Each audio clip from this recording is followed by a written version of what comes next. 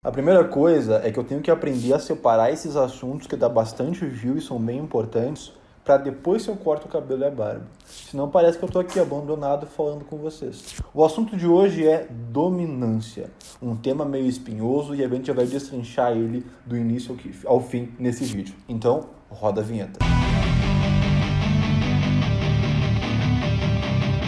É o seguinte, pessoal. Em relação à dominância, nós temos algumas questões para tratar aqui que vocês vão gostar bastante. Primeira coisa, existe uma discussão bem bobinha sobre isso, porque o termo dominância ele foi usado a primeira vez quando eles avaliaram dois lobos presos em um cercado, ou seja, num espaço restrito, como os lobos se relacionavam. E eles viam que um lobo tentava dominar o outro para ter mais recursos e etc. O primeiro erro aí, então, foi que eles avaliaram lobos e não cães. O segundo erro foi que foi avaliado num espaço fechado, que não é da natureza do lobo nem do cão viver em espaços fechados. Quando eles soltaram esses lobos, a dinâmica já mudou. Então aí nós temos duas linhas que se separam. A primeira, a galera que é traumatizada, que dorme e acorda pensando na questão da dominância, que acha que o cachorro vai comer eles vivo e etc. E do outro lado, nós temos uma galera que fala que não, isso não existe. Como o termo foi usado errado, eles falam que não existe. O que existe é cooperação e que você não precisa se preocupar com isso. E dessa maneira, eu creio que os dois estão errados. Primeiro, porque todo animal, todo canídeo, todo cão, ele vai ter sim uma questão de disputa por recursos. É da natureza dele. Mas nos animais que nós temos acesso hoje, isso não é mais tão elevado como era antigamente. Então, nós não precisamos ter um método de treinamento e adestramento focado exclusivamente nisso. Não. A segunda coisa é que o fenômeno dominância, o fenômeno existe. Então, porque o nome foi usado errado, não significa que o fenômeno não existe. Logo, os dois lados estão errados quando vão para o extremo. Agora, se a gente entender que esse fenômeno existe, vamos entender o que isso significa então. Olha só, existem evidências do Canis lupus familiaris, né, o nosso cachorro, há 30 mil anos atrás. Algumas pessoas falam em 40 mil anos atrás. Isso é muito tempo. E se o ser humano e o animal, o cão, começaram a se relacionar, foi porque para os dois era bom. E também não é um consenso dentro de artigos e dos estudiosos em relação a se o cão seria exclusivamente um carnívoro caçador ou se o cão seria um carniceiro. A grande probabilidade do cão ser um carniceiro, porque raças primitivas de cães e etc., eles se comportam como carniceiro e a arcada dentária, as presas menores do cão, mostrariam muito isso. E o que o carniceiro faz? O carniceiro espera alguém caçar e tenta roubar a caça daquela pessoa, ou caça animais bem pequenos. Então, se existe esse fenômeno de dominância, nós temos que entender que isso para o homem primitivo era importante. Porque se o cão é dominante, vamos trazer para um termo um pouquinho mais moderno, disputa de recursos. Se o cão tem isso de disputar recursos, era útil para o homem. Se não fosse útil para o homem, esses cães que tinham isso não eram selecionados. Então, para o homem primitivo, faz muito sentido um cão com características de carniceiro. Por quê? Eu posso caçar um animal grande e enquanto eu vou chamar mais gente para buscar aquele animal, o cão fica ali cuidando dele, protegendo aquele animal, defendendo aquele recurso de outras pessoas que se aproximam.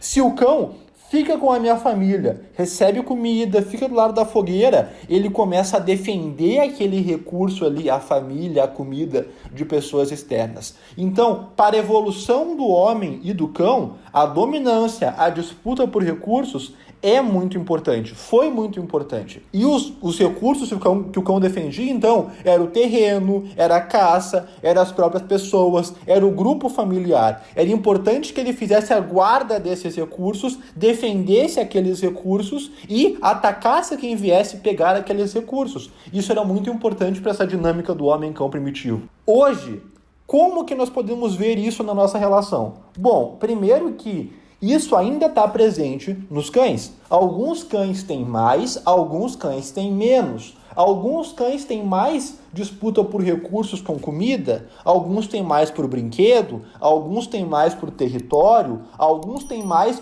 uma questão de disputa de não me toca, de espaço social. Isso existe. Então, alguns exemplos aqui. Em relação a território, o cão pode vir a defender ou a disputar o sofá, a cama, um tapete, um canto da sala, embaixo da mesa. O cão pode entender que aquele território que ele está ali é dele. E se esse território é dele, ele pode defender esse território e disputar com pessoas da casa e com pessoas que entram na casa também. Então é por isso que é muito comum em métodos de adestramento um pouquinho mais antigos, você vê que pessoas proibirem o sofá, proibirem a cama para o cão, proibirem espaços do mesmo nível, para evitar essa disputa por recursos. É claro que algumas raças realmente bem dominantes, um Rottweiler alemão, um Doberman alemão e cães de trabalho no geral, eles podem ter isso mais pronunciado. Aí realmente convém evitar. Mas existem outras maneiras de você evitar essa disputa por recursos com esses cães. Então, comida, água, ossos. O osso ele é bem interessante porque ele reforça aquela ideia do cão carniceiro, né?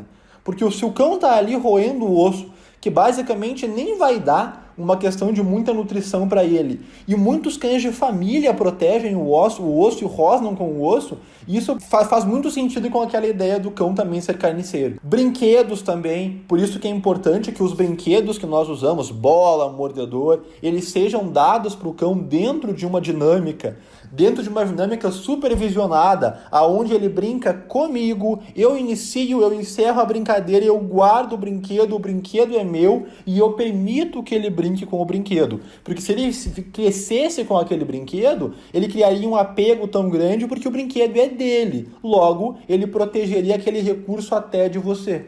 É muito comum em cães de trabalho, por exemplo, a Micho tem uma bola que é assim. Amor, pega a bola ali para mostrar para o pessoal aqui. Essa bola aqui, por exemplo, essa bola aqui é a preferida da Misty. Ela é uma bolinha de borracha, custa uns 5 reais, 10 no Shopee, e tem uma bolinha dentro dela aqui. E essa bola aqui, essa bola é minha. Eu brinco com ela, eu jogo, ela devolve, eu dou ela segurando na boca, ela fica com a bola em alguns momentos. Só que essa bola, ela se apegou tanto a essa bola aqui, que ela protege essa bola de estranhos. Eu tava jogando essa bola um dia na rua com ela, aqui na frente de casa, ela é mais novinha, e ela voltou com a bola e deitou do meu lado com a bola na boca. E vinha passando uma pessoa. Na hora que a pessoa passou perto dela, é um cachorro diferente, chama atenção. Ela, oi menininha, oi, e a Micho começou a rosnar com a bola na boca. O quê? Protegendo esse recurso. Em relação à comida também, quando a Misty chegou, ela rosnou quando eu dei a comida para ela, mas claro que eu já estava preparado para essas situações e para poder resolver de uma maneira que eu vou falar para vocês daqui a pouquinho. Também pessoas. É comum o cão ver uma pessoa que está o tempo inteiro com ele no colo, que aquela pessoa é dele, é um recurso dele. Favores, muito carinho, muito petisco fora de hora, muito toque, muita manipulação, muita liberdade. Esses favores se tornam direitos adquiridos, se tornam um recurso do cão. E uma vez que alguém retire esses favores do cão, pode gerar acidente sim, e pode gerar uma disputa por recurso, onde o cão, nesse caso, sim, vai querer dominar, vai querer morder e mostrar quem manda. E olha que interessante, o último vídeo aqui do canal foi sobre o Pitbull que atacou a dona. E lá eu falo que aquele ataque do Pitbull que arrastou a dona pelo elevador, arrastou para fora, picou a mulher, comeu ela viva, é um caso de agressão por caça, principalmente por caça lúdica. Ele estava descobrindo ali que a mulher era um brinquedo para ele. Agora, nesse caso de dominância e disputa por recursos, é uma agressão hierárquica. Por quê? Porque quem está em cima da hierarquia possui mais recursos do que quem está embaixo. Então isso acontece. Inclusive a agressão por espaço pessoal, onde a pessoa toca o cão e o cão esboça que não gosta, a pessoa vai mais, toca mais, beija mais e o cão rosna, a pessoa o quê? E o cão pá na pessoa. Se for um cão estranho, até sem avisar, a pessoa abraça e o cão morde. Por quê? Ele está defendendo o seu espaço pessoal, que para ele é um recurso. Tem muitos cães que não gostam de ser abraçados e tocados. Os cães, no geral, não gostam disso. Claro que um cão bem educado dentro de uma proposta é possível, que é o que a gente vai falar agora. Olha só, tem duas maneiras, então, claro que tem mais, mas de forma bem simples, de você mostrar essa hierarquia com o cão. A primeira maneira é a maneira rústica. Porrada, pancadaria, gritaria, você mostrar para o cão que você está acima dele e que você é o líder dele, por meio da força. Mas aí nós temos um problema. Imagina que eu tenho aqui um cachorro de 35 quilos, um macho dominante. E eu tenho 1,80, 110 quilos, eu sou um cara que consegue dominar esse cachorro. Eu faço até o Alpha Rule, né, que eles chamam, que é deitar ele de barriga para cima e montar em cima dele. Ok, o que eu comuniquei para o cão? Eu comuniquei que as pessoas aqui nessa casa resolvem as coisas na base da porrada, na base da força. E que se ele for mais forte que eu, ele é o líder.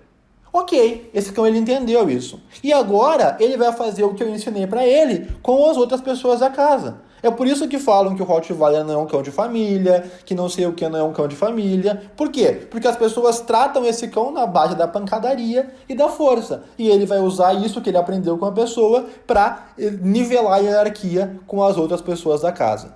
Qual seria a segunda maneira, então, de tratar um cão dominante? A segunda maneira é por meio de uma liderança justa, aonde o cão percebe que eu sou o líder dele sem estar disputando por meio da força. Como então? Eu mostro que eu tenho recursos para o cão. Eu tenho a comida que ele come. E ele vai sentar e esperar para receber a comida. Ou ele vai trabalhar para receber a comida. Pode fazer uma sessão de obediência, uma sessão de sensibilização. Comida como faro, vai farejar a própria comida. Ele vai trabalhar para comer a comida que é minha. Logo, eu tenho liderança sobre o cão. A questão da bola, do mordedor e do brinquedo são meus, não são deles. Então, ele vai treinar comigo dentro de um contexto, com comandos. Cuida, pega, deixa, solta, vigia. Acabou. Eu falo pro cachorro, acabou, e eu guardo o brinquedo e acabou. Ele entendeu que acabou ali. Perfeito. Agora, já então controlei a alimentação e já controlei a boca dele. Agora o que? Controlar o território. Um cão que tem tendências mais dominantes, ele não vai querer ser solto na minha casa. Não, ele vai ter o local seguro dele e ele vai vir para dentro da minha casa dentro de uma proposta. Comando limitador, por exemplo. E o comando limitador não é só mesa, caixa de transportes, tapete. O próprio cão do meu lado deitado pode ser um comando limitador. Por quê? Porque ele aprendeu que quando ele está solto pela casa, não é um solto de subir no sofá, perseguir os gatos, mexendo no guarda-roupa. Não, ele está no mesmo ambiente que eu, próximo a mim, deitado, curtindo a minha companhia.